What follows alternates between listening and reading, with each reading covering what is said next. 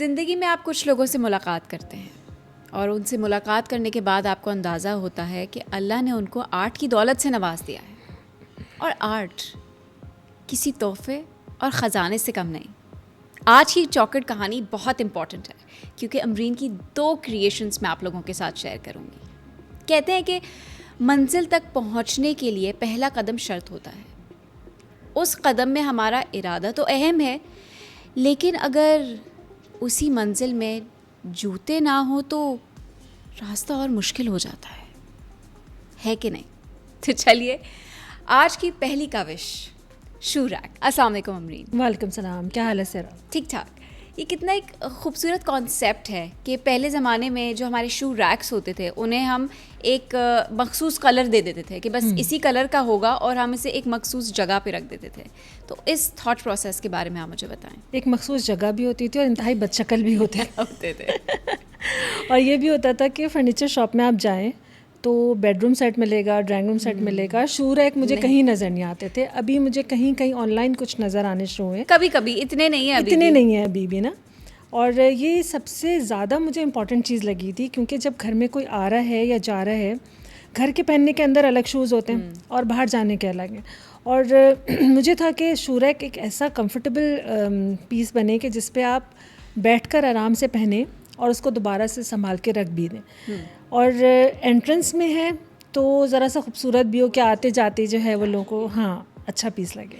अच्छा, आर्ट तो एक अलग ज़बानी है, ठीक है, लेकिन आर्ट में जो आप रंगों का इस्तेमाल करते हैं वो आपकी पर्सनैलिटी भी रिफ़्लेक्ट करता है और वो आपके घर के इन्वायरमेंट को भी रिफ़्लेक्ट करता है। तो आपने जो कलर्स का इस्तेमाल किया है या शू रैक में कौन से कलर इस्तेमाल करने चाहिए, आप मुझे ये बताएं। अच्छा, क्योंकि शू रैक के दिमाग में आते ही कोई इतनी अट्रैक्टिव चीज़ नहीं आती ना, तो इसलिए इसको मुझे स्पेशली बहुत अट्रैक्टिव बनाना था। और कलर सिलेक्शन में ये था कि मैंने स्पेशली येलो कलर लिया क्योंकि आर्ट्स की दुनिया में येलो जो है ना is the colour of happiness. और हम भी देखेंगे कि हमारे कल्चर में जो हमारा इंडिया पाकिस्तान शुरू से ही चला आ रहा है, शादी का स्टार्ट भी एक वो माइयों की इससे होता है, तो वो येलो कलर है। और नेचर में भी आप देखो कि येलो कलर को बचपन से ही हम ड्राइंग बनाते हैं तो येलो सन बनाते हैं। तो येलो जो है ना वो हमेशा ब्राइटनेस के लिए, एकदम हैप्पीनेस के लिए होता है कि आप घर से बाहर निकलें तो खुश हों और अंदर आए तो एकदम जो है ना येलो कलर आपके मूड को चेंज करता है। तो शू रैक में मैंने मेजर कलर येलो रखा है, लेकिन इसके साथ मैंने ग्रीन भी रखा है और थोड़ा सा ऑरेंज कलर का जो इसकी सीट कवर है उसमें ऑरेंज कलर दिया। तो ये तीनों एक दूसरे के साथ मिलकर बड़ा अच्छा कॉम्बिनेशन। और ये सारे थोड़े ब्राइट कलर की साइड पे जाते हैं तो वो आपकी पर्सनालिटी भी रिफ्लेक्ट कर देता है। और मुझे लगता है हर इंसान की एक डिफरेंट पर्सनालिटी होती है। जैसे कोई अंदर आए और एकदम सामने शू रैक कि इतना कलरफुल हो तो वो अट्रैक्शन एक अलग चीज़ होती है। पहले तो उन्हें समझ नहीं आएगा कि वो है क्या। फिर जब वो सवाल करेंगे तो उन्हें पता चलेगा कि एक शू रैक को एक खूबसूरत शक्ल दी जा सकती है। अच्छा, पुराने ज़माने में हमें ये सिखाया जाता था कि जूते बाहर ही उतारने। अब आप इसी पे बैठ के जूते उतारें और इसी पे बैठ के आप जूते अंदर भी रखते हैं, मतलब पहन भी लें और उतार भी लें। तो इस कॉन्सेप्ट को आप थोड़ा एलैबोरेट करें। क्योंकि अब मैंने देखा है कि जैसे पुराने ज़माने में वॉशरूम का भी एक कॉन्सेप्ट था कि वो बाहर ही होता था। अब घरों में होता है कि हर कमरे में वॉशरूम है। जूतों का भी यही है कि अब घरों के अंदर भी जूते पहने जाते हैं। पहले इस बात का बहुत ख्याल रखा जाता था कि घरों के अंदर जूते ना आए। तो ये है कि हमारे यहाँ भी जैसे होता है कि घर में अंदर पहनने के जूते अलग हैं, बाहर के अलग हैं।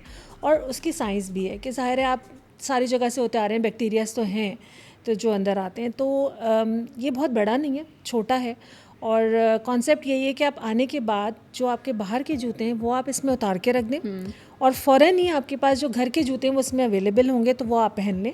फिर आप अपने शूज़ को जहाँ पे भी अंदर रख रहे हैं वो रख सकते हैं, लेकिन आते के साथ ही एक मैनेज हो जाए। ये एक अच्छा आइडिया। और ऐसा भी हो सकता है कि आपने बाहर के लिए एक अलग रैक बनाया है और आप अपने रूम के लिए एक खूबसूरत शू रैक, शू क्लॉसेट जैसे कह लें, आप एक नया नाम देते हैं, शू क्लॉसेट आप एक बना लें अपने शूज़ के लिए बिल्कुल इसी तरीके से। तो आपका रूम भी सजा रहेगा और आपका घर भी इस हिसाब से सजा ही रहेगा। ऐसे ही। अच्छा, हम पहले तो शू रैक को जाके देखते हैं। कहते हैं एक दौर में पैरों से आपकी शख्सियत का अंदाज़ा लगाया जाता था, लेकिन अब वक्त के साथ ये अंदाज़े जूतों की सफाई और उनकी हिफाजत से भी लगाए जाते हैं। घर में जगह जगह बिखरे जूतों को समेटने के लिए कोई ऐसा रास्ता अमरीन ने निकाला जो ना सिर्फ दीदा जेब भी लगे बल्कि सहूलत और सफाई दोनों के लिए मौजू हो। इस शू बॉक्स को गौर से देखें। देखने में ये एक ऐसा सोफा है जो ड्राइंग रूम या घर के लाउंज में भी रखा जाए तो खूबसूरत इजाफा और मेहमानों के बैठने के लिए बेहतरीन सीट है, लेकिन असल में ये जूतों को हिफाजत के साथ रखने के लिए एक बेहतरीन आर्टिस्टिक क्रिएशन है। ना सिर्फ ये दिखने में अच्छा है बल्कि इस बॉक्स की जालियों से हवा की आमदोरफ्त यकीनी बनाई गई ताकि बॉक्स में मौजूद जूतों में बदबू पैदा ना हो। ये रंगों का हसीन इम्तिजाज किसी भी घर की ना सिर्फ ज़रूरत बल्कि खूबसूरती में इजाफे के लिए बेहतरीन है। अच्छा, बहुत खूबसूरत आपने शू रैक बनाया है। इसमें फीचर्स क्या क्या हैं? अच्छा, इसमें मुझे सिटिंग एरिया तो मैंने बनाना ही था क्योंकि हमारे जो सीनियर्स होते हैं उनको बैठ के जूते पहनना होता है। बच्चों को भी हम बिठाकर ही इजीली जूते पहना सकते हैं, लेकिन जब हम शू क्लोजेट में जूते रखते हैं तो एक स्मेल हो जाती है उसमें। तो स्पेशली मैंने इसके आगे रतन जाली लगाई है। रतन जाली दोबारा से फैशन में आ गई है, ये भी एक पुराना कॉन्सेप्ट था और अब ये बहुत मज़े का, क्योंकि ये बेडरूम सेट में आ रही है, ड्राइंग रूम में आ रही है, बहुत तेज़ी से जो है ना ये फ़ैशन दोबारा आ रहा है। तो इसे मैंने रतन जाली यूज़ किया और उसको भी मैंने ग्रीन कलर दिया। तो ये इसका मकसद ये था कि हवा क्रॉस होती रहे, थोड़ी वेंटिलेट हो और उसके अंदर जो है वो शूज़ स्मेल ना हो। ये बहुत एक अच्छा आइडिया है। वैसे तो शू फ्रेशनर और ये चीज़ें भी होती हैं, लेकिन हमारे घर में भी है शू रैक जो बंद ही है, बंद ही होता है। उसमें हाँ। कोई वेंटिलेशन का कॉन्सेप्ट नहीं है और अक्सर जब वेंटिलेशन नहीं होती तो आपके जूते, आपका लेदर, ये सब ख़राब हो जाता है। तो उसके लिए एक बहुत अच्छा आइडिया आपने हम सबको दिया है और हमें ये भी बताया है कि घर में एक डर्टी कॉर्नर या डर्टी चीज़ होना ज़रूरी नहीं है। आप हर एक कोने को भी बहुत अच्छी तरीके से सजा सकते हैं। आप इस थॉट से एग्री करेंगी? बिल्कुल, मुझे तो ये डर्टी किचन का नाम भी नहीं पसंद कि एक डर्टी किचन होना चाहिए। क्यों? और स्पेशली किचन, हाँ, पता है। डर्टी किचन भी नहीं होना चाहिए। शू रैक भी आपका एक बहुत अच्छा ब्यूटीफुल आर्ट पीस होना चाहिए और डर्टी कॉर्नर, घर के अंदर कोई भी चीज़ डर्टी नहीं होनी चाहिए। हाँ। स्टोर रूम भी नहीं होना स्टोर चाहिए रूम भी, dirty, हाँ। वो भी ऑर्गेनाइज, हाँ, जो बहुत। मुश्किल है। हाँ। बट ऑब्वियसली आप हर चीज़ माशाल्लाह बहुत ऑर्गेनाइज हाँ। रखती हैं। मुश्किल है, लेकिन हर चीज़ एक्चुअली स्टोर रूम भी स्टोर रूम लगना चाहिए, नहीं, कबाड़ नहीं इंशाल्लाह लगना चाहिए। हमारे आगे के जो प्रोग्राम आएंगे जिसमें हम होम मेकओवर पे जाएंगे, ऑर्गेनाइजिंग उसमें सिखाएंगे, ऑर्गेनाइजेशन भी सीखेंगे कि हम इन एरियाज़ को भी हम कितना ब्यूटीफुली और आर्टिस्टिकली ऑर्गेनाइज। बना क्योंकि हम सकते हैं। अक्सर, हमारा काम क्या होता है, हम बैठ के रील्स देख रहे होते हैं और हम सिर्फ यही रील्स देख रहे होते हैं कि रूम मेकओवर कैसे हो रहा है, ड्रॉ कैसे ऑर्गेनाइज हो रही है। तो मुझे लगता है लोग ये एक्चुअली देखना चाहेंगे। बिल्कुल। Thank you so much Amreen, आपने इतना अच्छा कॉन्सेप्ट हमारे साथ शेयर किया, इतना क्रिएटिव आइडिया शेयर किया। अब हम अपने दूसरे क्रिएटिव आर्ट की तरफ चलते हैं। देखिए, शादी का दिन जिंदगी की एक नई शमा को जलाता है, जिसकी रोशनी से एक दुल्हन अपनी खुशियों का आगाज करती है। अमरीन ने जलाई उरूसी शमा अपनी आर्ट की आग से। मोहब्बतों और रंगों से सजे चटापटी के हसीन जोड़े में सजी दुल्हन का रूप अब इस शमादान ने ले लिया है। ये जोड़ा अमरीन की वालदा की शादी का है, जिसके रंगों से इंस्पिरेशन लेकर उन्होंने अपनी वालदा के खूबसूरत दिन को हमेशा के लिए महफूज कर लिया और यादगार बना दिया। ये शमादान घर के किसी कोने में सिर्फ सजाई नहीं जाएगी, बल्कि अमरीन की वालदा के इस उरूसी जोड़े की कहानी सबको सुनाएगी और हमेशा मुस्कुराहट की शमा को जलाए रखेगी। Wow, what a great idea to recreate your mother's memory. What a beautiful thought. मैं इसके बारे में और जानना चाहूँगी। अच्छा, सरा ये हुआ था कि हम लोगों की पुरानी अम्मी की तस्वीरें हम देख रहे थे, तो उनमें मैंने एक उनकी तस्वीर देखी जो उनकी वेडिंग डे की थी। तो इंतहाई हसीन उन्होंने ड्रेस पहना हुआ था, शरारा था उनका, जो मेरी फूफो ने ख़ुद स्टिच करके बनाया था। और उस ज़माने में ये बड़ा आर्ट था, हाथ से खरीद, चटापटी का ना, Yes. कि बड़े खूबसूरत पीसेस होते थे। वो कपड़ा तो अब मिलता भी नहीं है ना। तो उन्होंने बहुत ही नफीस किस्म का वो ड्रेस बनाया था और उसमें बड़े अच्छे पेस्टल्स कलर भी लिए थे। और वो बस उनकी अम्मी की वो तस्वीर और वो ड्रेस मुझे इतना पसंद था कि मैं सोचती थी कि कहीं मैं इसको आर्ट में ज़रूर यूज़ करूँगी। जब मैंने कैंडल स्टैंड डिज़ाइन करके बनाए तो पता नहीं क्यों बस जब मैं कोई आर्ट बना रही होती हूँ ना, तो पहले से मेरा माइंड प्रिपेयर नहीं होता, उस वक्त जो भी मेरे दिमाग में आइडिया आता है मैं उसे क्रिएट कर देती हूँ। तो ये बनाते हुए अचानक मैंने सोचा क्यों ना क्योंकि उसका साइज़ बहुत ह्यूज है और वो अच्छा बड़ा है, फ्लोर पे रखने के लिए है, वो अच्छे बड़े टॉल से हैं।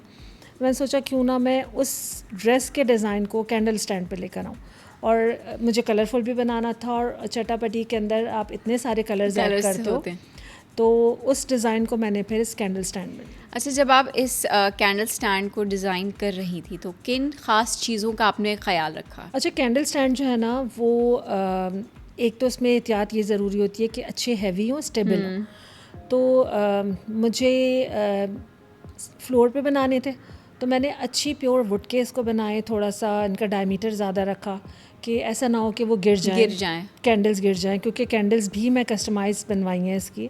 तो अच्छे स्टेबल हों वो, और फिर ये कि कलरफुल हों, अट्रैक्टिव हों, और दूसरा ये कि ज़ाहिर है कि मेरे लिए तो एक मेमोरेबल बन गए कि अम्मी की याद। अच्छा, कैंडल स्टैंड की कंस्ट्रक्शन का कुछ मैं आपसे पूछना चाहूँगी कि एक्चुअली शेप क्या बेहतर होना चाहिए, बिकॉज कैंडल स्टैंड का एक स्पेसिफिक शेप होगा जिसकी वजह से वो खड़ा रह सकता है, जिसकी वजह से उसमें स्टेबिलिटी है। शेप का जो है बस सिरा ये होना चाहिए कि इसकी जो बेस है ना वो स्ट्रॉन्ग हो। हाँ, और जहाँ पे आप कैंडल रख रहे हैं वो एरिया जो है वो इतना हो कि वो होल्ड कर सके प्रॉपरली कैंडल को।